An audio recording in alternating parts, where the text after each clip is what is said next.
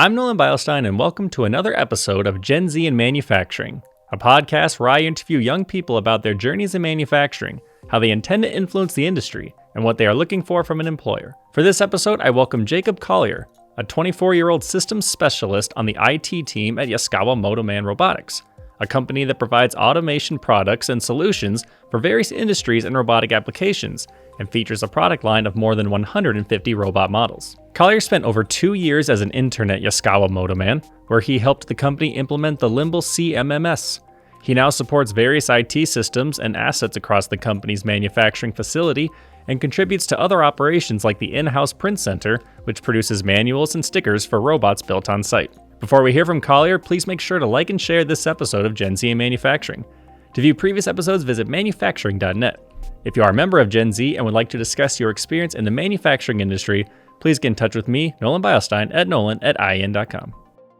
All right, Jacob, well, thank you for joining Gen Z in Manufacturing. Wanted to start off by talking about your internship that you had at Yaskawa. You spent over 2 years as an intern there, and I wanted to know, at what point did you realize you wanted to work there full time? So a little bit of background at first. When I first started at Yaskawa, it kind of plopped into my lap. I got it through the partnership co-op program that UC offers. And when I was applying around, they actually reached out to me and gave me the opportunity to do an internship and wanted me to go and see what it was like. Gave me a semester, and I kind of then asked them, after having a chance to go and do it, they gave me a couple projects.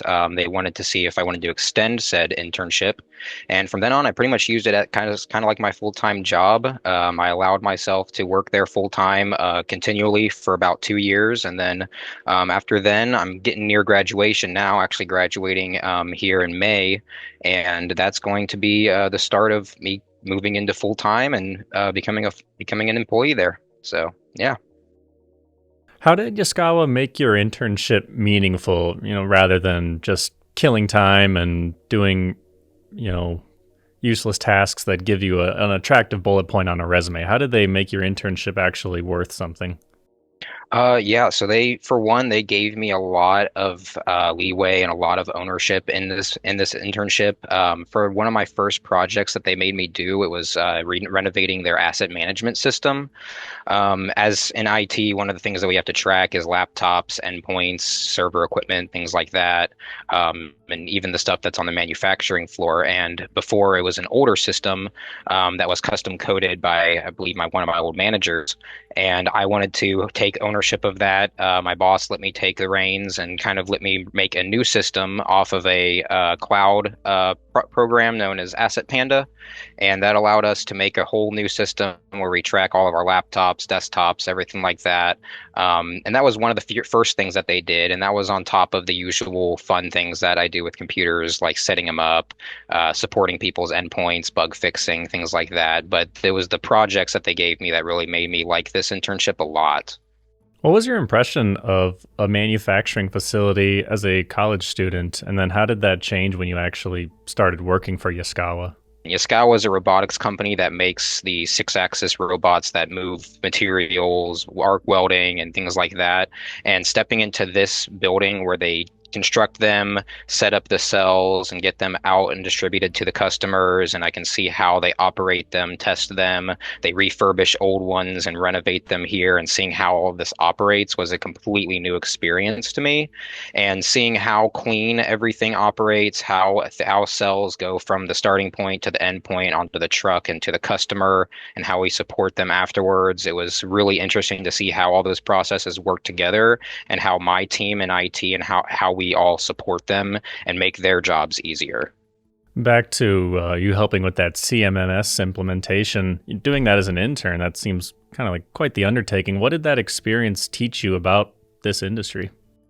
The CMMS project, that was actually a second asset management system that I had done. The first one that I had mentioned, Asset Panda, was my preliminary one. And then as I got into my second year, I started dipping into Limble, as our facilities department was needing a improvement in how we were organizing our PMs, work orders, and things like that, and how we were efficiently taking care of the facility.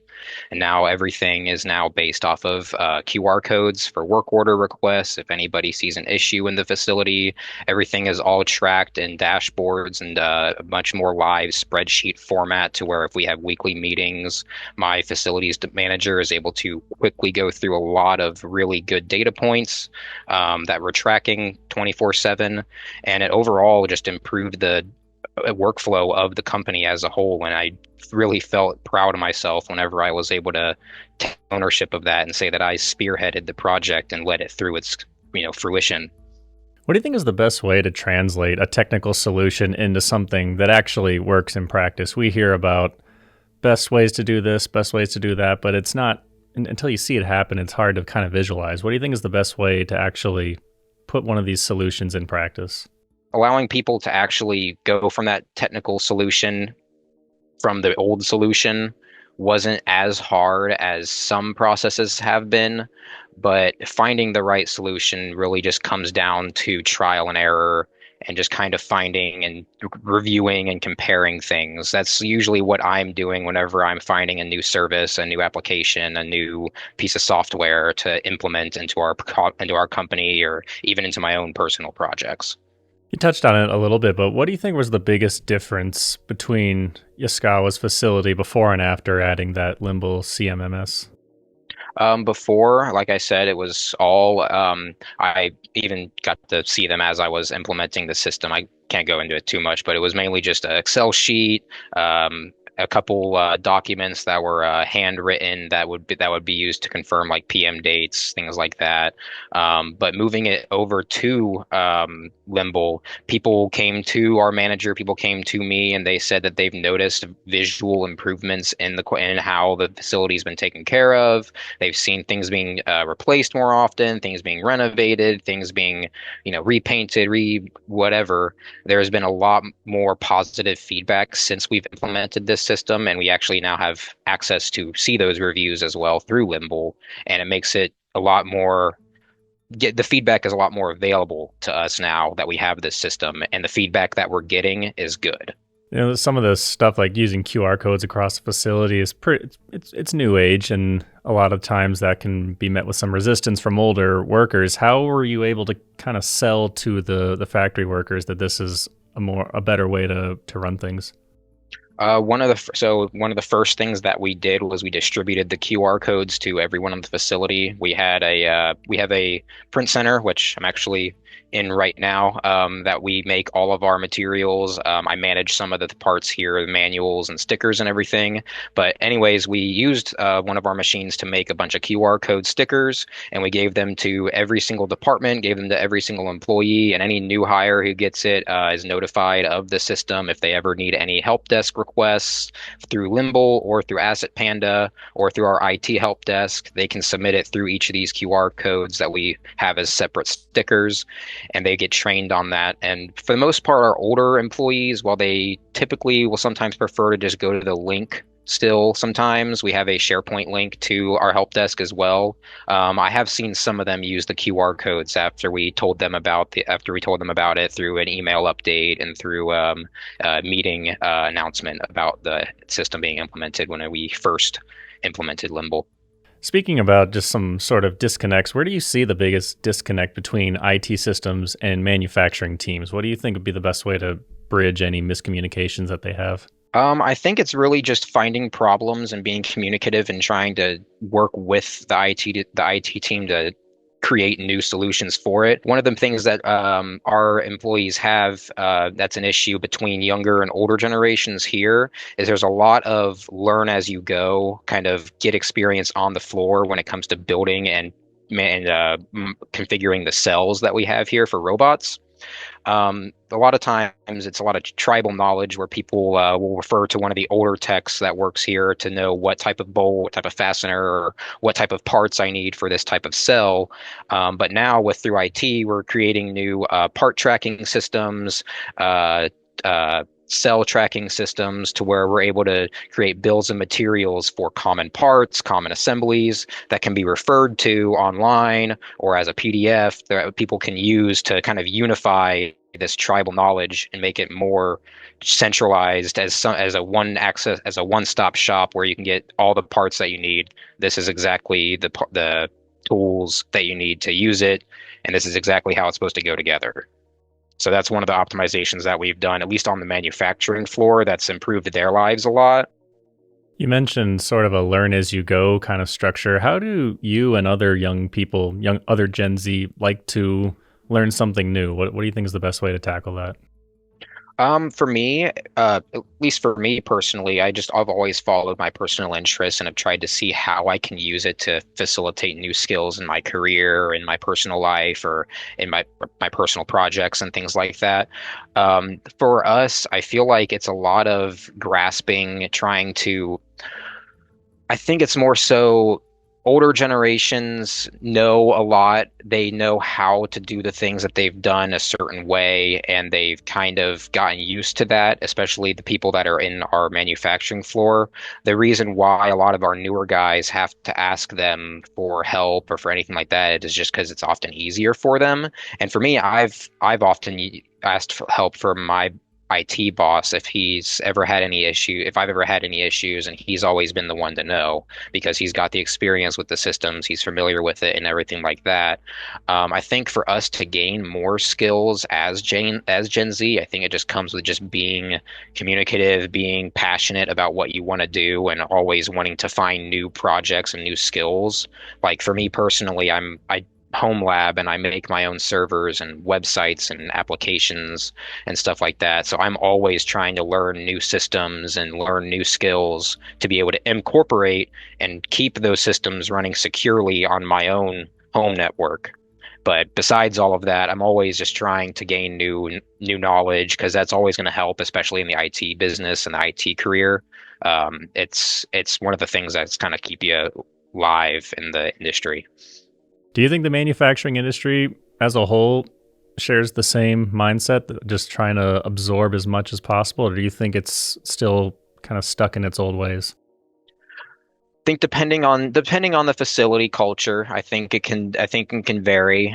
Some places that are more like found some places can be more traditional where they've got their methods, they've got their procedures, and they've got their ways on how they do things. Some can be more modern, where you've got modern factories with robotics, and they're always trying to incorporate new ways of trying out new systems and stuff. I really think it just depends on company culture. I think for Gen Z to make changes and to kind of like make waves in that culture and be able to learn new things. I think it's just going to take, like I said, being communicative, trying to show that, hey, I want to learn, I want to try new things. And I think it's really just going to be kind of reading the room, reading the company, seeing what they're willing to do. And most of them will be willing to work with you. I think a lot of companies are wanting to always modernize, wanting to find new ways to do new things. I think it just depends on how traditional some of them are. You're talking about a lot of new age technology. I'm curious what you think about advice you would give to a manufacturing employer or facility. What signs should they look for in their facility that it's time to get with the times? I think it definitely comes to quite a few things.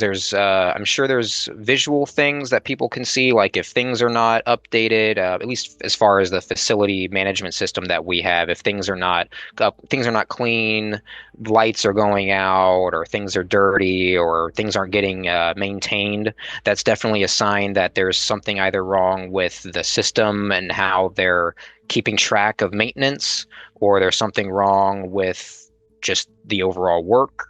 But when it comes to seeing a problem with the actual like system itself, I think it's really going to be more of like if people are complaining about issues with work not getting done, things not operating, um, the inconsistencies with logistics or people not having the right knowledge in various departments, knowledge gaps with certain stuff. You've got one guy who knows how to do all this stuff and he calls off and now knows how to do something. That's where a manufacturing department could take that event and say, hey, we need this guy's knowledge centralized, this tribal knowledge that we've got, this old system, these traditional ways that we've got. We need to update them, get our new guys familiarized with how we do things, get our old guys updated with how new things work, et cetera, and then overall kind of just update the process as they see those issues come up and that's the easiest way to get that data is through kind of what we have, our help desk, our ticketing system, our reviews that allows you to get that useful data and just being communicative, as I said before, where you've got people who may want to start new processes, give them the chance to do that project and all those other things, and you'll likely see an improvement with how things will operate. I kind of think getting more young people into the facilities will help move this along faster. What do you think manufacturers need to do to attract more Gen Z talent? I think exactly as I said before, I think trying and allowing people to do new processes, try new projects. I think acquiring new skills and being able to put things that you can put on your resume are very important to us Gen Z. Like for me, I'm always looking for new projects, new skills, new things I can do to throw on my resume to say that I can do for my company, for myself. So I think if you're an employer, if you're a company and you're wanting to get younger people in, you should give them the opportunity, say when they're getting hired, say, hey, we've got all these new opportunities, projects that you can do. What are you interested in? What do you want to try? And just support them, give them the ideas that give them the support that they need to be able to get their projects done or gain new skills or whatever. And I know AI and other technologies are a big boom right now. So incorporating things like that, I know since we're kind of the technology generation that kind of grew up with the start of like smart devices and really incorporating all of that stuff into the everyday world, I think we're very familiar with it. So I think giving us the opportunity to incorporate new technologies into manufacturing floors that may not have them is going to also attract a lot of us. Thank you for watching Gen Z in Manufacturing. Please make sure to like and share the episode. To view previous episodes, visit manufacturing.net. If you are a member of Gen Z and would like to discuss your experience in the manufacturing industry, please get in touch with me, Nolan Beilstein, at nolan@in.com.